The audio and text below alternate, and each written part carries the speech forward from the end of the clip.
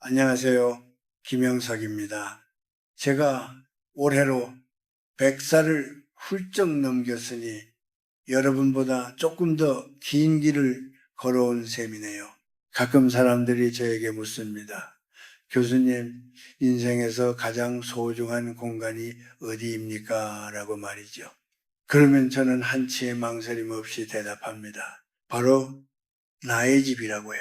50살, 즉 지천명지태민의 나이가 되면 우리는 인생의 오후에 접어듭니다. 지금까지는 밖에서 사람을 만나고 세력을 넓히고 남들에게 보여주기 위해 집문을 활짝 열어두었다면 이제는 그 문을 조금씩 닫아야 할 때입니다.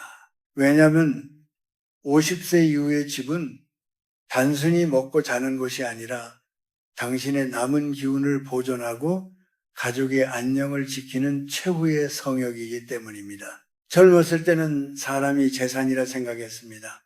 북적거리는 거실, 술잔이 오가는 소리, 밤늦도록 이어지는 웃음소리가 다 복인 줄 알았지요. 하지만 살아보니 그것이 아니더군요. 나이가 들수록 사람의 기운은 맑아져야 하는데 집안에 아무나 들이기 시작하면 그 맑은 기운이 탁해집니다. 특히 50세 이후에는 우리 몸의 기운이 예전 같지 않아 타인이 가져오는 부정적인 에너지를 씻어내는데 너무나 많은 공력을 소모하게 됩니다. 여러분, 곰곰이 생각해 보십시오.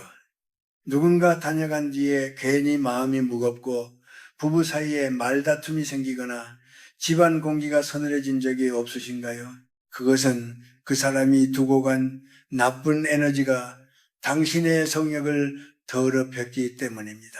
집은 나를 치유하는 곳이어야지 남의 고통과 시기심을 받아내는 쓰레기통이 되어서는 안 됩니다. 우리 한국 사람들은 정신이 많아서 거절을 잘 못합니다.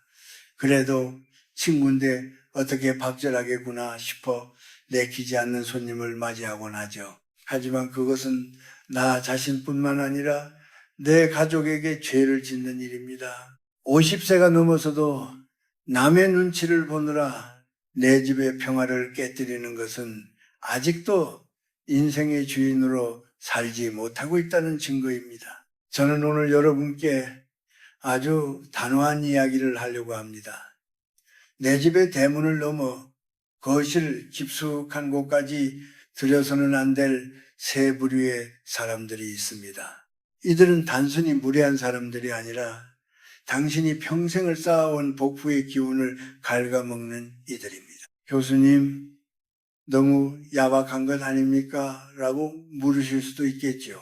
하지만 100년을 살아보니 알겠습니다. 지혜로운 고립은 어설픈 관계보다 100배, 1000배 낫습니다. 이제부터 제가 드리는 말씀은 단순히 사람을 가려 사기라는 처세술이 아닙니다. 남은 인생을 어떻게 하면 더 품격 있고 평온하게 갈무리할 것인가에 대한 생존의 지혜입니다.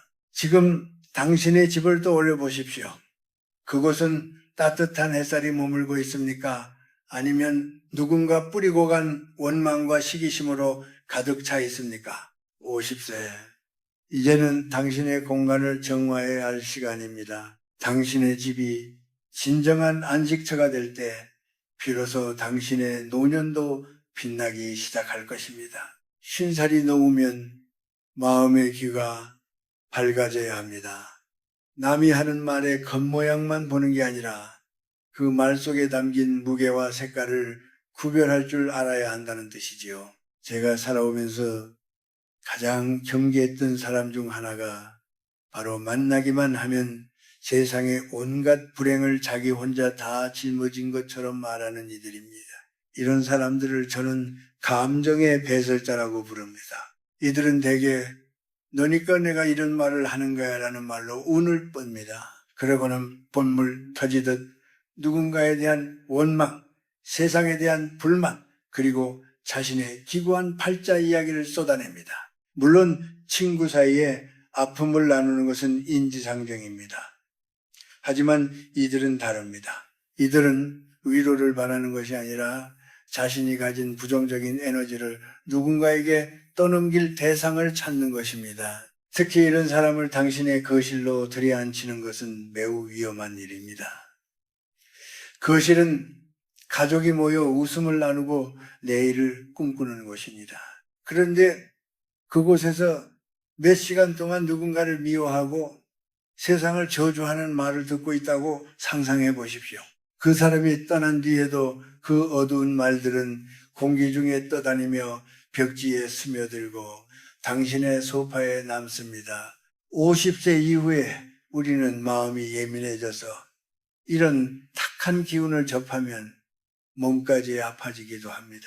어떤 분들은 내가 들어주지 않으면 저 사람이 너무 힘들지 않을까 하는 미안함을 가집니다.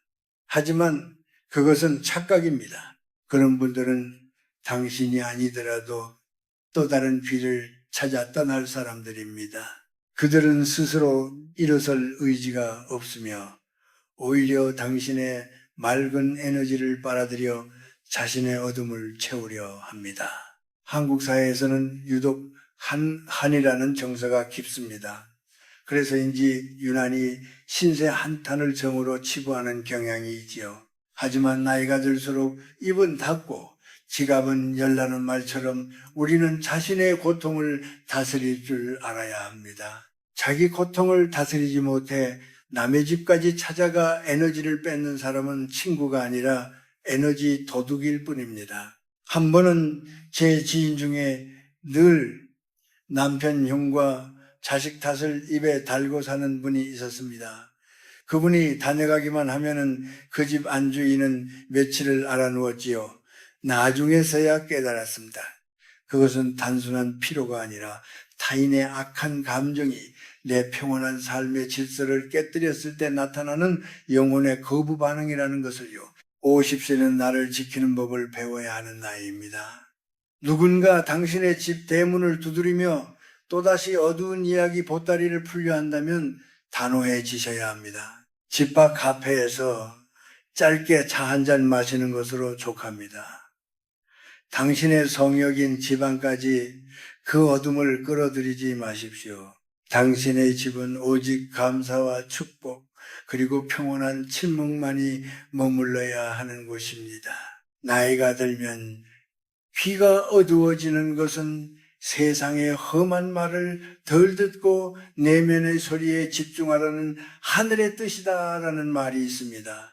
이제는 당신의 귀와 공간을 아끼십시오. 부정적인 말로 당신의 영혼을 더럽히는 사람을 멀리하는 것, 그것이 50대 이후에 가져야 할 가장 큰 자비이자 지혜입니다. 인생의 중반을 넘어서면 인간관계의 농도가 바뀝니다.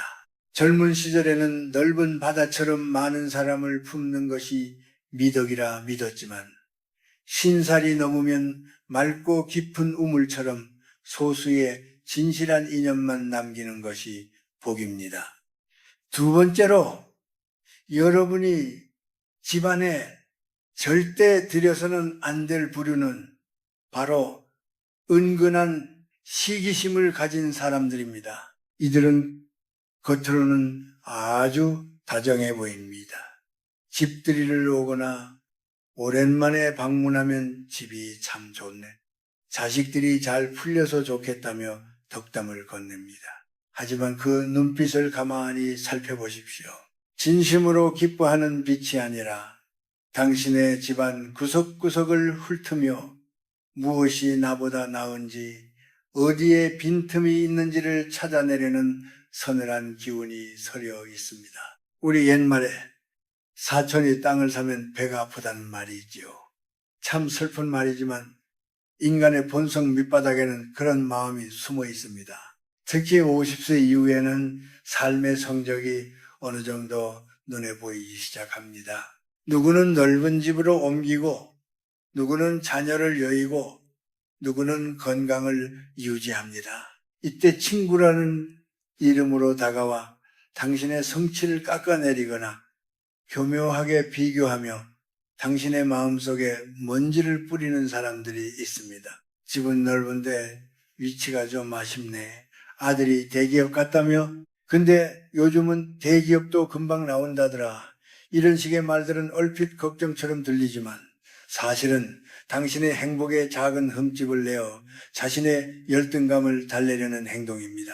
이런 사람을 집 안으로 초대하면 어떤 일이 벌어지는지 아십니까? 그들이 돌아간 뒤 당신은 분명 행복해야 할 상황임에도 불구하고 왠지 모를 찜찜함과 허전함을 느끼게 됩니다. 내가 이룬 것들이 보잘것없어 보이고 남들과 비교하며 스스로를 괴롭히게 되지요. 집은 우리에게 가장 솔직하고 따뜻한 공간이어야 합니다. 그런데 시기심을 가진 사람이 그 공간에 발을 들이면 그곳은 순식간에 비교의 전장으로 변합니다. 그들이 뿜어내는 부러움 섞인 저주는 생각보다 힘이 셉니다. 보이지 않는 화살이 되어 당신의 안락함을 찌르고 가족 간의 화목을 흔들어 놓습니다. 저는 100년을 살면서 수많은 사람을 만났습니다. 그중 가장 불행한 사람은 남의 행복을 보고 배 아파하는 사람이었고, 가장 어리석은 사람은 그런 사람을 곁에 두고 자신의 소중한 일상을 자랑하며 상처받는 사람이었습니다. 50세가 넘었다면 이제는 자랑할 필요도 없고 남의 부러움을 살 필요도 없습니다. 그저 내 곁에 있는 사람들과 소박한 밥상을 마주하며 오늘 하루도 무사히 넘겼구나 하는 안도감을 나누는 것이 진짜 행복입니다. 만약 주변에 당신의 작은 기쁨을 진심으로 축하해 주지 못하고 늘 뼈있는 말을 던지는 친구가 있다면 과감히 문을 걸어 잠그십시오. 그들을 집으로 초대하는 것은 당신의 행운을 밖으로 내던지는 것과 같습니다. 진정한 친구는 내가 잘 되었을 때 나보다 더 환하게 웃어주는 사람입니다. 그런 사람 한 명만 있어도 그 집은 이미 천국입니다. 나이가 든다는 것은 내 삶의 울타리를 튼튼히 세우는 과정입니다.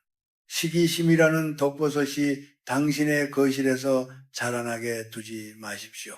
당신의 집은 오직 사랑과 축복, 그리고 서로를 보듬어주는 진심만이 오가는 깨끗한 땅이어야 합니다.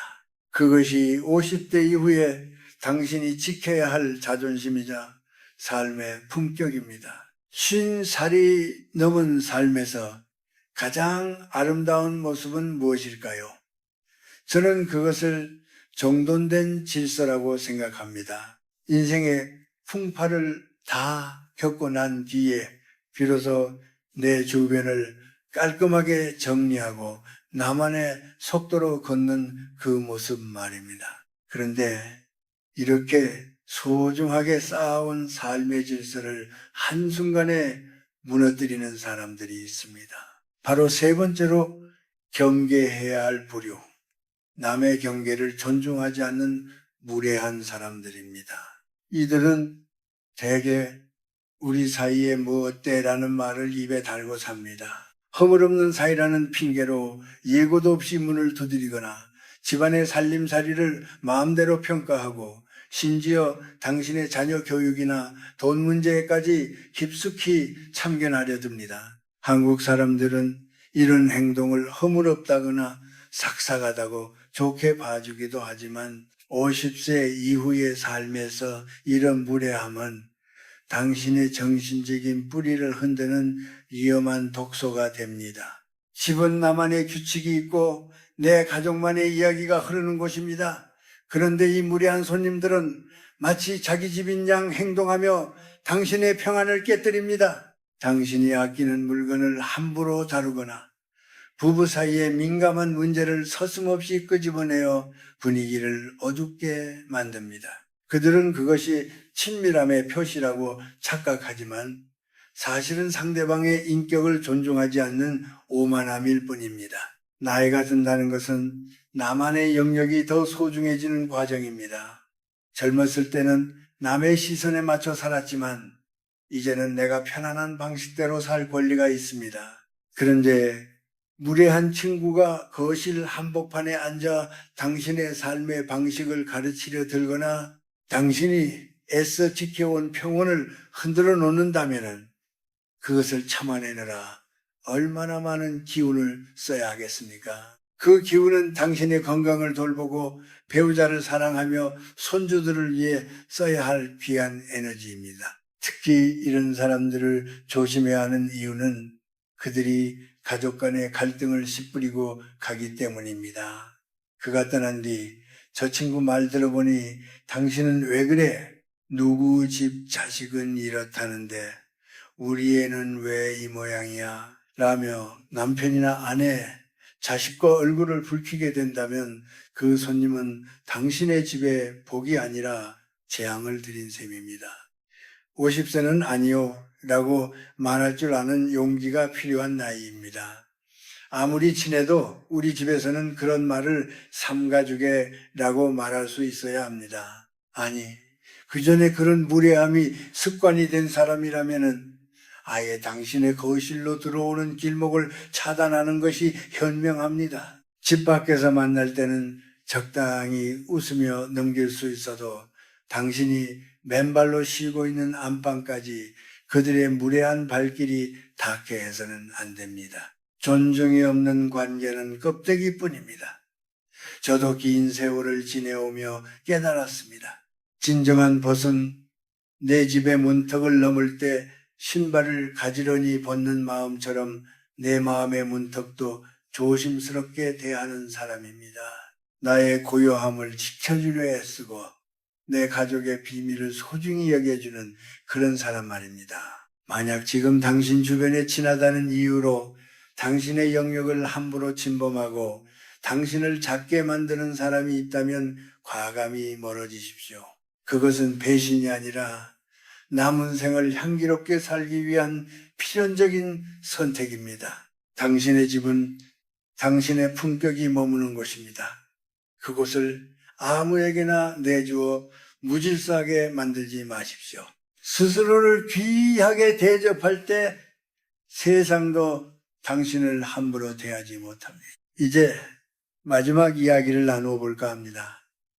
지금까지 저는 당신의 집안으로 들여서는 안 될 세 부류의 사람들에 대해 말씀드렸습니다. 누군가는 마음이 무거워졌을지도 모르고 누군가는 곁에 남은 이가 없을까봐 겁이 날지도 모르겠습니다. 하지만 걱정하지 마십시오. 나쁜 기운을 내보낸 빈자리에는 반드시 더 맑고 향기로운 것들이 채워지기 마련이니까요. 50살 이후의 삶은 마치 잘 익은 과일과 같습니다. 겉모양만 화려한 것이 아니라 그 속이 얼마나 단단하고 달콤하게 찼느냐가 중요하지요. 그 속을 채우는 것은 수많은 사람과의 만남이 아니라 나 자신과 나누는 깊은 대화입니다. 저는 100년을 넘게 살면서 깨달았습니다. 진정한 행복은 집 밖의 소란함 속에 있는 것이 아니라 내 집 거실에 앉아 홀로 마시는 찻잔의 온기 속에 있다는 것을요. 이제 여러분은 집을 비우는 연습을 해야 합니다. 물건도 버리고 낡은 생각도 버리고 무엇보다 나를 힘들게 했던 인연의 끈을 놓아야 합니다. 그동안은 남의 시선에 맞추어 사느라 좋은 게 좋은 거다라며 참아왔겠지만 이제는 그 참음이 병이 되는 나이입니다. 무례한 사람이 나를 흔들 때, 시기심 가득한 이가 나를 깎아내릴 때 억지로 웃으며 맞장구 치지 마십시오. 그저 고요하게 미소 짓고 거리를 두는 것, 그것이 신살이 가질 수 있는 가장 우아한 복수이자 승리입니다. 사람들은 나이가 들면 외로워질까봐 두려워합니다. 그래서 자꾸만 맞지 않는 옷 같은 모임에 나가고 마음에도 없는 사람들을 집으로 부릅니다. 하지만 기억하십시오. 마음이 맞지 않는 사람들과 북적거리며 보내는 시간은 당신의 영혼을 더 굶주리게 할 뿐입니다. 차라리 그 시간에 좋은 책 한 권을 읽거나 창밖의 나무가 계절을 바꾸는 모습을 지켜보십시오. 홀로 있는 시간을 즐길 줄 아는 사람만이 타인과 함께 할 때도 진정으로 빛날 수 있습니다. 또한 당신의 말씨를 가꾸십시오. 부정적인 사람들을 내보낸 자리에 이제는 스스로에게 건네는 따뜻한 격려와 감사의 말을 채워 넣으십시오. 오늘도 수고했다. 이만하면 잘 살았다. 내 집이 있어 참 고맙다. 와 같은 말들은 당신의 공간을 정화하는 가장 강력한 주문이 됩니다. 집안의 공기는 당신이 내뱉는 말의 온도에 따라 달라집니다. 당신이 스스로를 귀하게 여기고 사랑할 때 당신의 집은 비로소 누구도 함부로 침범할 수 없는 거룩한 성역이 됩니다. 혹시 누군가에게 상처를 받았다면 그 마음을 집 안으로 끌고 들어와 밤새 뒤척이지 마십시오. 그저 흐르는 물에 씻어내듯 흘려보내십시오. 미워하는 마음조차 당신의 귀한 에너지를 쓰는 일입니다. 50살 이후에는 미워할 시간조차 아깝습니다. 그 에너지를 모아 당신 곁을 묵묵히 지켜준 배우자의 손을 한 번 더 잡고 자녀들의 앞날을 위해 기도하는 데 쓰십시오. 인생의 오후 해가 뉘엿뉘엿 저물어갈 때 우리는 비로소 깨닫습니다. 참으로 소중한 것은 그리 많지 않다는 것을요. 깨끗한 잠자리, 속이 편안한 음식, 그리고 내 마음을 온전히 쉴 수 있게 해주는 고요한 방 한 칸. 이것만으로도 우리는 충분히 부자입니다. 이 평화를 깨뜨리는 그 어떤 부정한 기운도 당신의 문턱을 넘지 못하게 하십시오. 사랑하는 여러분, 50세는 끝이 아니라 진정한 나를 찾아가는 시작입니다. 껍데기뿐인 관계를 털어내고 당신의 소중한 성역인 집을 맑게 지켜내십시오. 그렇게 정돈된 삶 속에서 피어나는 평온함이야말로 노년이 가질 수 있는 가장 아름다운 보석입니다. 여러분의 남은 생이 저녁 노을처럼 붉고 아름답게 빛나기를 이 늙은이가 진심을 담아 응원합니다. 부디 평안하십시오.